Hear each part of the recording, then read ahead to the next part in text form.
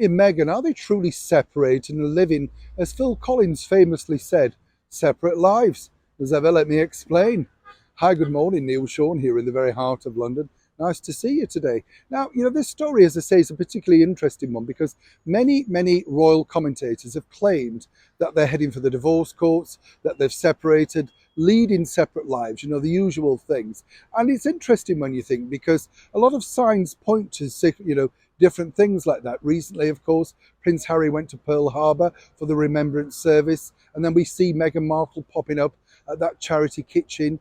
And then, of course, define all those sort of things, they popped up in that rather strange video in celebration of the 70s pop legend, Sir Elton John, looking really very misty on that particular video, didn't you think? Very strange indeed.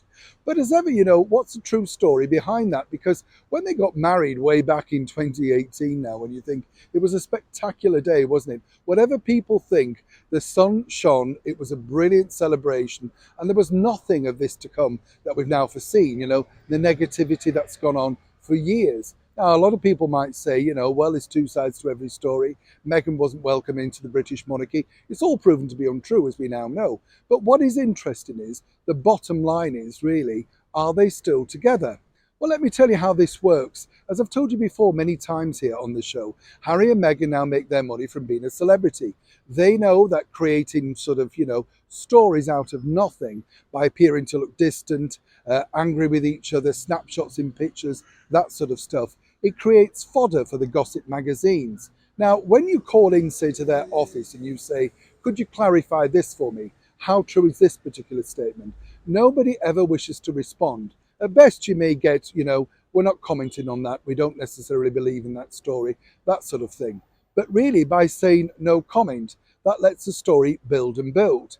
So, according to a very good source, it's a good point, isn't it, for Harry and Meghan now as micro celebrities. They have to keep the momentum up.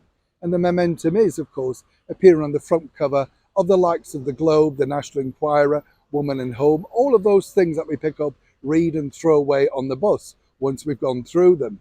But does it really affect their brand? Well, no. You see, their brand new marketing PR team want people to talk about them in a favourable light so that when they do pop up looking all lovey-dovey, as say the Elton John video, then they can say, you see, people just make these stories up. Of course they do, but then they are perpetuated also by their teams around them. And I'm not suggesting for one moment that is, of course, their latest marketing team. By not deflecting away from that and literally shooting the story down, it makes sure that the story runs and runs. So, to conclude, are Harry and Meghan truly splitting up?